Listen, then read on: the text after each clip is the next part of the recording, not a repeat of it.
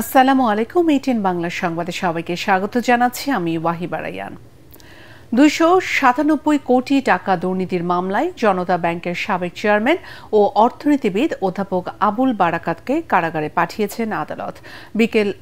বিকেলে chief metropolitan magistrate আদালতের বিচারক জুয়েল রানা এ আদেশ দেন। এর আগে বৃহস্পতিবার রাতে রাজধানীর ধানমন্ডি থেকে তাকে গ্রেফতার করে গোয়েন্দা পুলিশ ডিবি।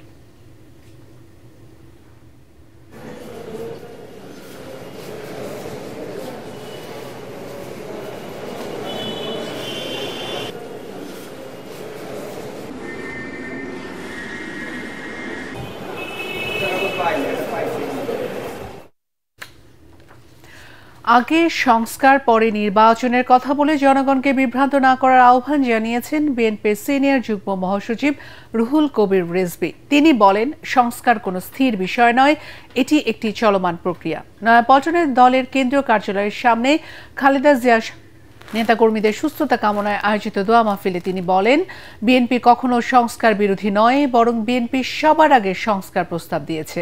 তিনি বলেন, ভোটে জনগণের ম্যান্ডেট পাওয়া সরকার পরবর্তী সময়ে প্রয়োজনীয় সংস্কার করবে।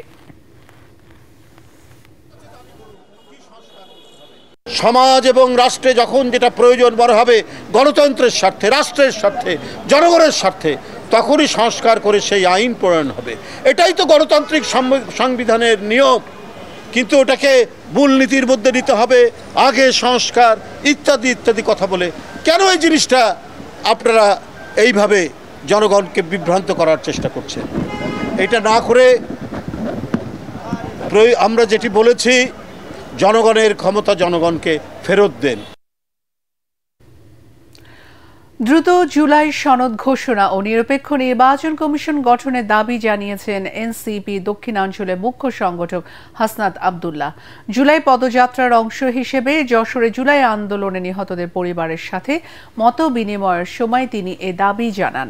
শহরের চারখাম্বার মোড়ে স্থানীয় একটি হোটেলের মিলনায়তনে এনসিপির কেন্দ্রীয় নেতৃবৃন্দ জুলাই গণহত্যায় আহত ও নিহতদের পরিবারের সদস্যদের সাথে মত বিনিময় করেন। এ সময় উপস্থিত ছিলেন জাতীয় নাগরিক পার্টির আহ্বায়ক নাহিদ ইসলাম, হাসনাত আব্দুল্লাহ, নাসির উদ্দিন পাটোয়ারি, সামান্তা শারমিন সহ অন্যান্য নেতৃবৃন্দ।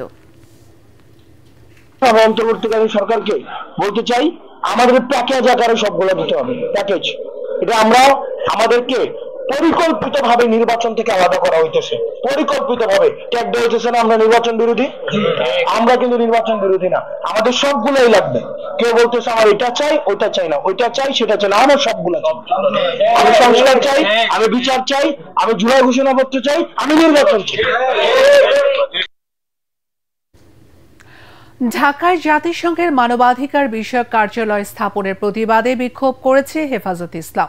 জাতীয় মসজিদ বায়তুল মোকাররমের উত্তর গেটে আয়োজিত সমাবেশে দলের কেন্দ্রীয় নেতা মামুনুল হক বলেন, দ্রুত এই সিদ্ধান্ত থেকে অন্তর্বর্তী সরকারকে সরে আসতে হবে। মনির হোসেন তপুর রিপোর্ট। বর্তমান সরকারের উপদেষ্টাদেরকে আমরা একটু জিজ্ঞেস করতে চাই, ঢাকায় 3 বছরের জন্য জাতিসংঘের মানবাধিকার বিষয়ক হাই কমিশনারের কার্যালয় সংক্রান্ত সমঝোতা স্মারকের খসড়া চূড়ান্ত অনুমোদন দিয়েছে উপদেষ্টা পরিষদ। এর প্রতিবাদে বাদ জুম্মা বায়তুল মোকাররমের উত্তর গেটে বিক্ষোভ করে হেফাজতে ইসলাম বাংলাদেশ। এই সময়ে মানবাধিকার কমিশনের অফিস স্থাপন করার অর্থ হলো বাংলাদেশের স্বাধীনতা সার্বভৌমত্বের উপরে চরমভাবে আঘাত করা। এই সিদ্ধান্ত বাতিল করবার জন্য, অন্তর্বর্তী সরকারকে বাধ্য করবার জন্য যেই কঠোর কর্মসূচি দেওয়া লাগে, হেফাজতে ইসলাম বাংলাদেশ বাধ্য হবে কর্মসূচি ডিক্লেয়ার করতে। এ সময় দলের কেন্দ্রীয় নেতা মামুনুল হক বলেন, বিদেশি শক্তিকে বাংলাদেশের অভ্যন্তরীণ বিষয়ে সরাসরি হস্তক্ষেপ করতে দেওয়া হবে না। যে কোনো ষড়যন্ত্র রুখে দিয়ে দেশের সার্বভৌমত্ব রক্ষায় রাজপথে থাকার ঘোষণা দেন তিনি। হেফাজতে ইসলাম এই সিদ্ধান্ত মানে না, এই সিদ্ধান্ত কার্যকর হতে দেবে না। বাংলাদেশের ইসলাম এদেশের মানুষের ঐতিহ্য, এদেশের মানুষের স্বাধীনতার বিপন্ন করবার যে কোনো পায়তারা রক্ত দিয়ে রুখে দেব, জীবন দিয়ে রুখে দেব। বিক্ষোভ সমাবেশ শেষে মিছিল বের করে হেফাজতে ইসলাম বাংলাদেশের নেতাকর্মীরা। মনির হোসেন তপু, এটিএন বাংলা, ঢাকা। এসএসসি ও সমমান পরীক্ষায় গণিত আর ইংরেজিতে ভরাডুবির প্রভাব পড়েছে সার্বিক ফলাফলে। একথা জানিয়ে শিক্ষাবিদরা বলছেন 16 বছরের মধ্যে এবার সবচেয়ে বেশি ফেলের প্রধান কারণ উত্তরপত্র মূল্যায়নে উদারনীতি পরিহার। শিক্ষা বোর্ডের গণিত পরীক্ষকরা বলেন অঙ্ক চর্চার বিষয় হলেও অধিকাংশ শিক্ষার্থী মুখস্থ করতে গিয়ে বিপর্যয় ডেকে এনেছে। মিজান শাহজাহানের রিপোর্ট। এবারের এসএসসি ও সমমানের পরীক্ষায় অংশ নেয়া 19 লাখ পরীক্ষার্থীর মধ্যে ফেল করেছে 6 লাখ, অর্থাৎ শিক্ষা জীবনের প্রথম পাবলিক পরীক্ষায় ঝরে পড়ল মোট পরীক্ষার্থীর 1/3। শিক্ষা বোর্ডগুলো বলছে পাশের হার ও জিপিএ 5 বাড়াতে গিয়ে আগের মতো সহানুভূতি দেখিয়ে গ্রেস মার্ক দেওয়া হয়নি। এ প্রসঙ্গে নটরডেম কলেজের অধ্যাপক মার্লিন কেলারা বারোই বলেন, স্বচ্ছতার অজুহাতে অতি কঠোর হওয়া ঠিক হবে না। 79, 69 এই অনুগুলোকেও পূর্ণ করা হয়নি। এটা আমার মনে হয় একটা অবিচার হয়েছে ওদের প্রতি। যে 79 পর্যন্ত পেতে পেরেছে সে কিন্তু প্রতি শিক্ষকের কাছে তো একই নাম্বার পাবে না, ওই একটা নাম্বার বোধহয় তাকে দেয়া যেত। ফল বিশ্লেষণ করে দেখা গেছে এবার সবচেয়ে বেশি পরীক্ষার্থী ফেল করেছে গণিত ও ইংরেজিতে, মন্দের ভালো করেছে রাজশাহী বোর্ড আর একেবারে তলানিতে বরিশাল বোর্ড। এই বোর্ডে মোট পরীক্ষার্থীর 1/3 ফেল করেছে। এই বিপর্যয়ের কারণ হিসেবে বরিশাল বোর্ডের পরীক্ষক ইকবাল হোসেন বলেন, শিক্ষার্থীদের গণিত ভীতি দূর করতে হবে। মানহীন নোট গাইড এর পিছনে ছুটাছুটি করছে, বিভিন্ন কোচিং ক্লাসে পড়তেছে, যার ফলে তারা মুখস্থ নির্ভর গণিতে অভ্যস্ত। মূলত গণিত মুখস্থ নির্ভর না, গণিত হচ্ছে চর্চার বিষয়। এবার সারা দেশে বিজ্ঞান বিভাগে পাশ করেছে 85.68% পরীক্ষার্থী, ব্যবসায় শিক্ষায় 66.32%, আর মানবিকের অবস্থা ভয়াবহ, পাশ করেছে মাত্র 53.87%। শহর গ্রামের বৈষম্য দূর হয়নি। ঢাকা বোর্ডে মহানগরের শিক্ষা প্রতিষ্ঠানে 80% বেশি শিক্ষার্থী পাশ করলেও একই বোর্ডের আওতাধীন টাঙ্গাইলে এই হার 63%। জিপিএ 5 পাওয়া সবাই সেরা কলেজে চান্স পাবে না মনে করিয়ে দিয়ে এই শিক্ষক বলেন, যেখানে ভর্তির সুযোগ হবে সেখান থেকেই নিজেকে তৈরি করতে হবে। সবাই সেরা প্রতিষ্ঠানে ভর্তি হতে পারে না, তারপর ওদের এই কম্পিটিশনের মনোভাবটা সবসময় রাখতে হবে এবং বাস্তবতাকে সহজভাবে মেনে নেওয়ার মতন মানসিকতা রাখা দরকার। এবার পরীক্ষায় অংশ নেয়া 30,088টি শিক্ষা প্রতিষ্ঠানের মধ্যে 134টিতে একজনও পাশ করেনি। এর কারণ বের করার পাশাপাশি অকৃতকার্যদের হতাশ না হয়ে নতুন করে পরীক্ষার প্রস্তুতি নেওয়ার পরামর্শ দিয়েছেন এই শিক্ষক। মিজান শাহজাহান, এটিএন বাংলা, ঢাকা। বৃষ্টি কমে আসায় দেশের দক্ষিণ পূর্বাঞ্চলের জেলাগুলোর বন্যার পানি নামতে শুরু করায় নতুন করে নিম্নাঞ্চল প্লাবিত হচ্ছে। এখনো পানিবন্দী রয়েছে লাখো মানুষ।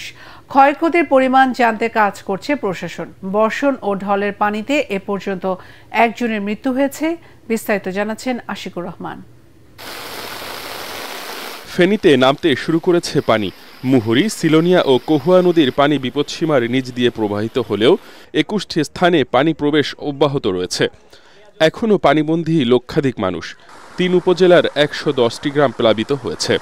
উদ্ধার ও ত্রাণ সহায়তায় যোগ দিয়েছেন সেনাবাহিনী, বিজিবি ও পুলিশ। ফুলগাজীতে টানা বর্ষণ ও ঢলের পানিতে একজনের মৃত্যু হয়েছে। চাচ্ছিদের এটা একটা স্থায়ী সমাধান চাচ্ছি সরকারের কাছে, কিন্তু ওই ধরনের কোনো কিছু এখনো আমরা আশ্বাস পাই নাই কোথাও। যদি বেড়িবাঁধগুলা সঠিকভাবে মেরামত করত তাহলে আমাদের আজকের এই ভোগান্তি হতো না। আমাদের এই বাঁধটা যেন শক্ত করে বেঁধে দেয়, যেন আমরা পরবর্তীতে আর ক্ষতিগ্রস্ত না হই। নোয়াখালীতে গেল 12 ঘন্টায় বৃষ্টিপাত কম হওয়ায় নামতে শুরু করেছে পানি। সকাল 6টা পর্যন্ত গেল 24 ঘন্টায় 79 মিলিমিটার বৃষ্টিপাত রেকর্ড করা হয়েছে। তবে মাইজদি, সদর, সুবর্ণচর, কবিরহাট ও কোম্পানিগঞ্জ উপজেলার অধিকাংশ নিম্নাঞ্চলে জলাবদ্ধতা দেখা দিয়েছে। জমিতে পানি জমে থাকায় নষ্ট হচ্ছে ফসল। ক্ষয়ক্ষতির পরিমাণ জানতে কাজ করছে জেলা প্রশাসন। সামান্য বৃষ্টিতে পানি ওঠার মূল কারণ হচ্ছে যে ড্রেনগুলোতে বা আশপাশে খালগুলা ভরাট করে রাখা। এখানে প্রশাসনের কোনো নজর নাই। আর আগামীতে চাইবো আমরা সেনাবাহিনীর সহযোগিতা চাই। পার্বত্য এলাকাগুলোতে বৃষ্টি ও ঢলের পানিতে ভেঙে গেছে রাস্তাঘাট। রাঙামাটি লংগদু সড়কে পানি জমে থাকায় যান চলাচল বন্ধ রয়েছে। বৃষ্টিপাত কমলেও শরীয়তপুরের জাজিরায় অব্যাহত আছে নদী ভাঙন।